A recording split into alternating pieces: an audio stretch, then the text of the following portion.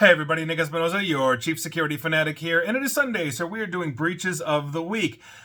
And this week in data breaches was absolutely insane. There's just so many, I don't even know where to start, but we've got a list, so we're going to get cracking. But of course, before we begin, as always, I want to thank the people that helped me out. And that would be James Crofton, Jacqueline Wolf, and Steve Perry. I'm assuming there's no relation there to the Steve Perry, but you never know. Either way, thank you very much.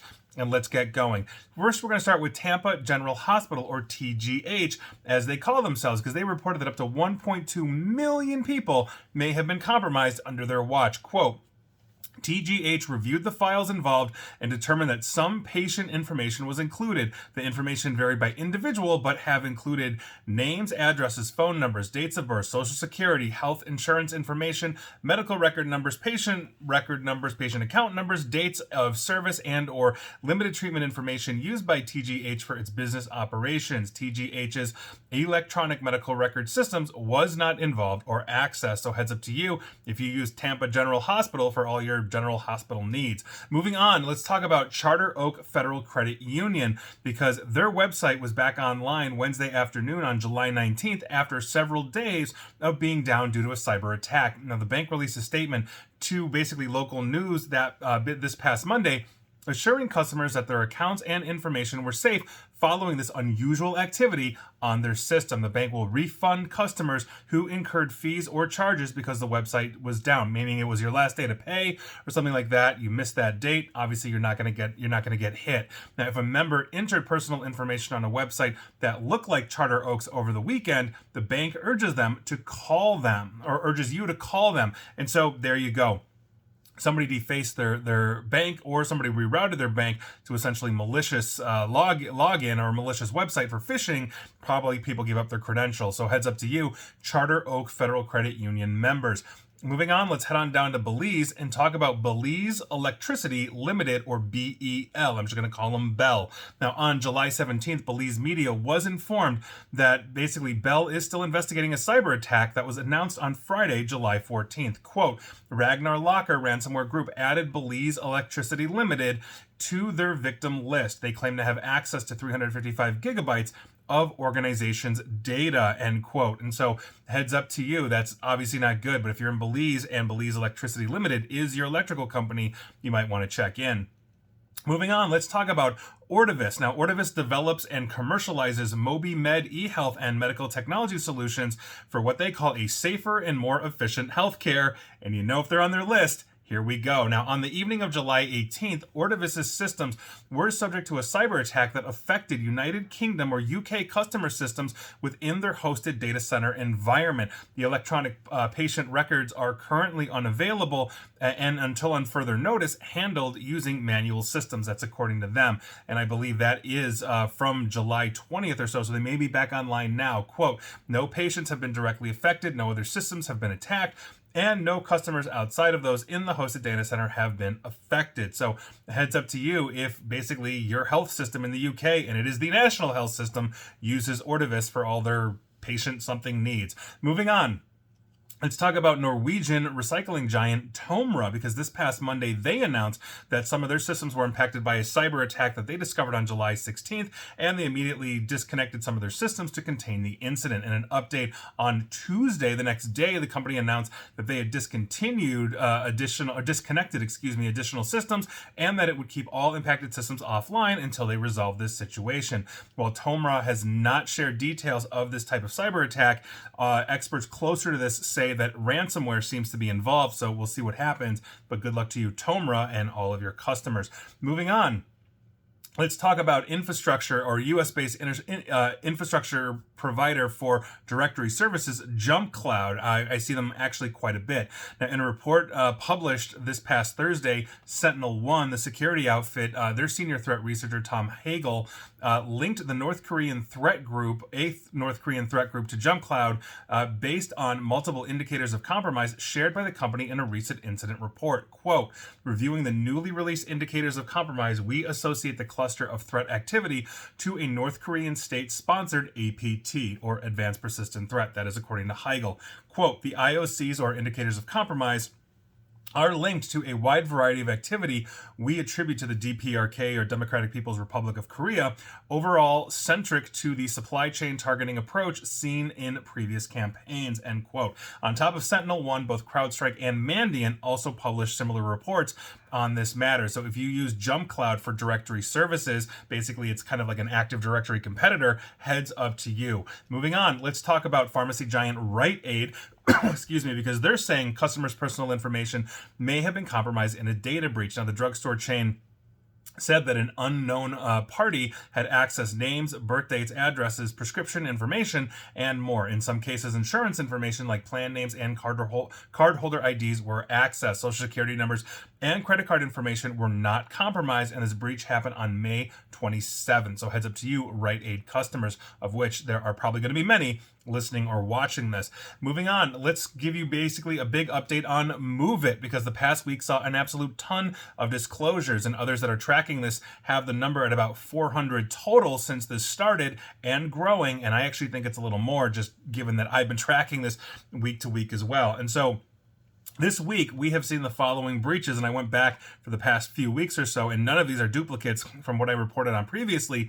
And this week, thanks to Move It, we have the following organizations reporting data breaches. Ireland's Commission for Communications Regulation, not to be confused with Aer Lingus in Ireland as well, that I talked about. Cosmetic giant Estée Lauder, communications equipment manufacturer Sierra Wireless, software firm Bluefin Payment Systems, and Ventive Technology, two different organizations. TJX Companies, which actually runs TJ Maxx, the retail store here in the United States, as well as Marshall's, the retail store, and other retail stores as well.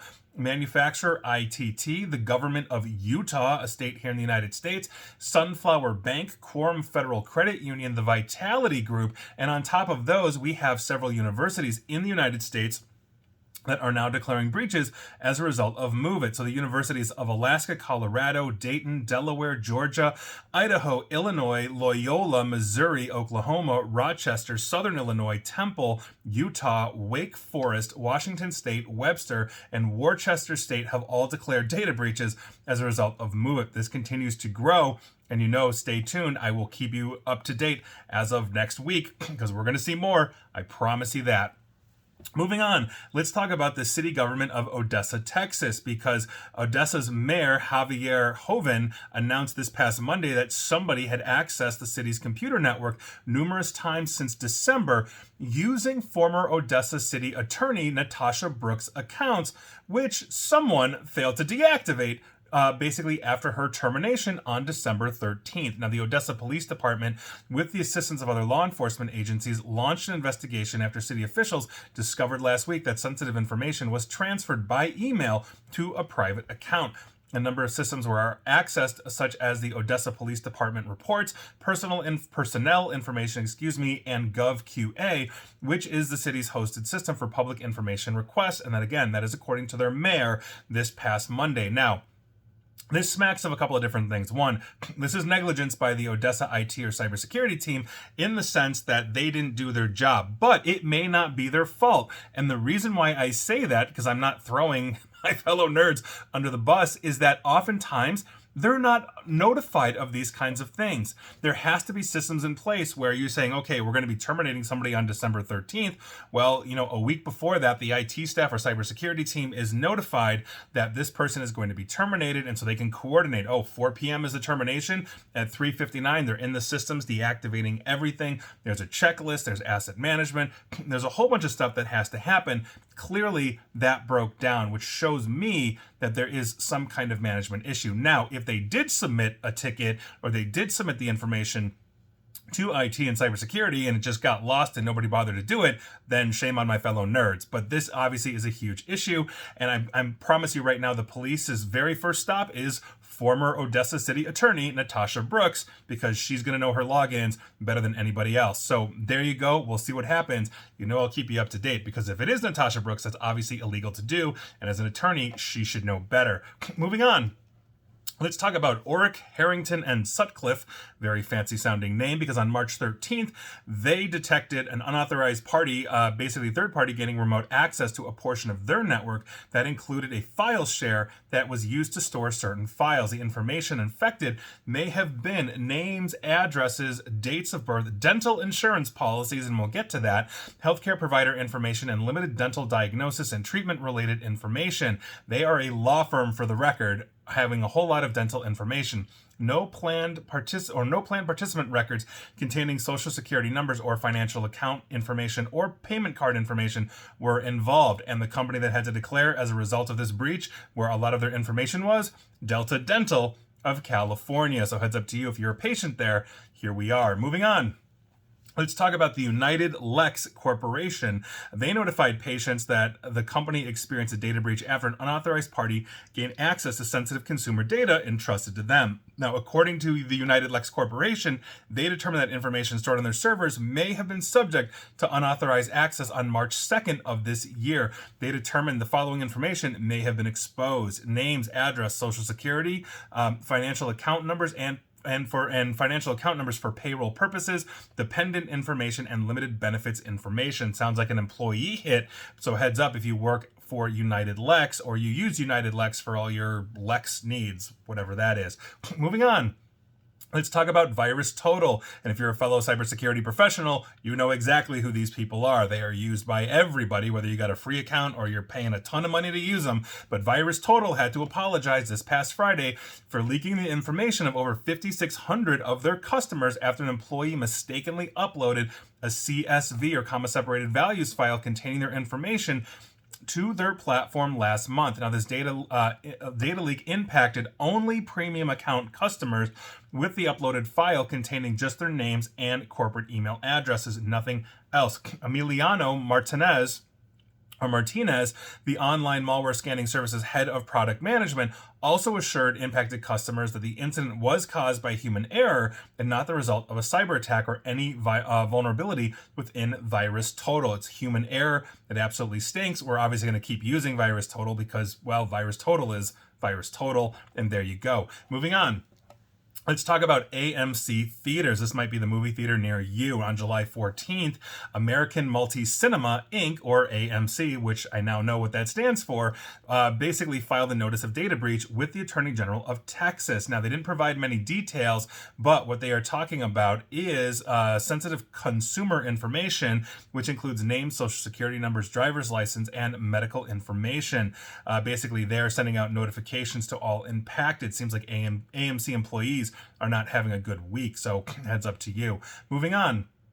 Let's talk about Idea Financial, because on July 14th, they filed notice of data breach with Maine, discovering that an unauthorized party accessed a database containing confidential consumer information. We are talking about names, social security numbers, dates of birth, email addresses, phone numbers, and FICO scores. Now, upon completing their investigation, they've sent notices out as well. So heads up if you're a customer of Idea Financial. Moving on, let's talk about the Franklin Mutual Insurance Group. They filed a notice of data breach with Vermont after discovering that an unauthorized party was able to gain access to their infrastructure. They basically said an unauthorized party was able to access sensitive information, but I do not have a list of that, so heads up to you. If you use Franklin Mutual Insurance for all your insurance needs, your information may be out there. And let's move on to the mini segment that I've been doing, which is basically, if you actually spent money on cyber defense, you wouldn't be spending a lot more money getting sued and having to pay a whole bunch of fines and a whole bunch of everything else. I still don't have a good title for it, but that's essentially what we're talking about. And this week, we're talking, unfortunately, about a charity, and that would be Easter Seals Goodwill. Now, a proposed class action alleging that Easter Seals Goodwill, specifically Northern Rocky Mountain Incorporated, failed to protect employees' personal information in a 2021 data breach that basically barely survived the nonprofit's motion to dismiss. Now, Jamie Kilgore and BE failed to show that they suffered a concrete injury traceable to the data breach. That's a requirement for establishing a standing to sue, and that is according to Judge Dale A. Kimball, the U.S. District Court for the District of Utah this past Tuesday. However, Judge Kimball did deny Easter Seal Goodwill's motion to dismiss, quote, out of abundance of caution, and granted the plaintiffs until October 20th to conduct discovery related to their employer's factual challenge to the standing. So in other words, Easter Seal kind of won in court, but they weren't able to get it dismissed. And so they're obviously spending a good chunk of money, fighting these things as any corporation, even nonprofits, are going to. And here we are. So obviously that's a huge thing. And that's the only one we've got on the docket that I could find, or it wasn't behind a paywall, because I'm not paying like $20 to look at a legal site for 30 seconds worth of this. So heads up, odds are I'll be covering it sooner than later when it gets out of those paid sites. And let's keep going on, because we have airports across the United Kingdom. UK airports are being targeted by groups of Russian hackers. At least that's what people are claiming. Now, London City Airport's website went down shortly before 3 p.m. on Wednesday afternoon, coinciding with an apparent claim of a hack by basically a pro-Russian group known as UserSec. Now, for the record, I think London City Airport is probably different than Heathrow, the massive airport in London, but if you live in London, please let me know. A short while after, anonymous Russia claimed to have launched a similar attack on Birmingham's airport website, although that remained online basically as this report was being published a couple of days ago. Now, a spokesman for the airport said, quote, "Some people have reported our website has been loading slowly this afternoon. We are investigating." Another quote says, "Anonymous Russia joins the attack on UK airport before your eyes. The sleeping international British airport Birmingham. Glory to Russia." Now, that is a message from one of the hacking groups that they posted online. Now, it's unclear if these claims are genuine and whether they'll have any material impact or functioning of these airports, but this is the kind of thing we've been seeing lately. And the United Kingdom is not the first country to have a rash of airports have their websites launched under cyber attack. We had that here in the United States a few months ago, and Canada had one as well, and I want to say France was the other one, so you never know, but those rascally Russians might be up to it again. I'll keep you informed. And finally, we've got two finalies we have one finally for you, and the other one's kind of like a mini finally, but you'll understand why in a second. Today, our finally is patients and data breaches, and I found this actually interesting and somewhat disturbing as well. 95% surveyed, basically patients that were surveyed, worried that their medical records will be leaked in a data breach. Now, this is according to a new study from Health Gorilla. Apparently, they are a health information network and interoperability provider. Now, the study surveyed over 1,200 patients from May 22 through May 23, so 1 year, to observe their perspective on the security of sharing their medical records with health systems. And this is according to the news release that they had on July 11th. Here are some things to know according to the State of Patient Privacy report. And I quote, "Only 5% of patients express no concern over the possibility of their personal information being involved in a data breach. 95% have extreme, moderate, or slight concerns. Patients actually trust the government facilitating health data exchange over big tech companies. 65% of patients reported a distrust in big companies such as Amazon, Apple, Google, Facebook, and Microsoft having access to their health data. And I can see why. They are some of the biggest data miners on the planet. Amazon, Google, Facebook alone, but Apple data mines, as does Microsoft, just not basically to the level that those do. And I think that distrust by virtue of that is pervasive. On top of that, only 14% of patients who trust these companies reported having full trust in those companies, while another 21% said they have slight trust in those companies. Meanwhile, 60% of patients would be less concerned if the government facilitated their health data exchange, meaning they are trusting the United States government with their data more than they are Amazon, Microsoft, Apple, Facebook, Google, etc. The majority of patients are only comfortable sharing health data when it's used for treatment. 71% of surveyed patients reported they are comfortable sharing their health data when it is used for the treatment process or treatment purposes. 39% are comfortable sharing data with insurance companies for payment purposes, 28% for operations, 23% for public health, and 13% are not comfortable sharing health data at all. Guess where I fit on this as well. I think it's absolutely ridiculous. We are the most data mined people in the world, and that includes our health information, even though we have HIPAA, which has changed and evolved since it came out in 1996. But nevertheless, this is obviously a huge issue that we have. And basically, every Sunday I do breaches of the week, and half of them, or at least it seems like half of them, are healthcare. So, of course, this obviously is a huge thing. And our other finally that we have for you today is Microsoft. And holy cow, what is going on with Microsoft? Now, this has been unfolding. I've had people say, hey, Nick, are you going to talk about this in Breaches of the Week? Are you going to do a deep dive on this? Like, what is going on with this? And I haven't addressed this one specifically because it continues to unfold. I will be doing that soon, but I'm not going to tag it on here at the back of Breaches of the Week where you've got to sit through 15 to 25 minutes of data breaches. This is going to be its own independent segment that I will be putting out because I'm going to break all of this down, timelines and everything that I've been compiling. This is absolutely insane. And I think this also really underscores that, when we are talking about big tech providers like the Microsofts of the world, if they don't have it together, it's really not good for the rest of us. So we're going to talk about that. I'm going to basically break that down. It's much wider in scope, and you might have read one aspect of this or another. I've been reading, it must be 30 articles at this point, going back months, and it has been absolutely unfolding in a way that if you're not putting the pieces together, it's kind of unusual. This is not some tinfoil hat thing. It simply is, and these will all be obviously primary sources. So those were your breaches of the week. Were you affected? Yeah, well, you probably were, but either way, let me know. And please like, share, follow me here on Facebook and Twitter at NickAESP. And please feel free to subscribe to me at YouTube as well. Please ring that bell. And as always, stay safe, stay online, and please attempt to stay private. Thanks, everybody.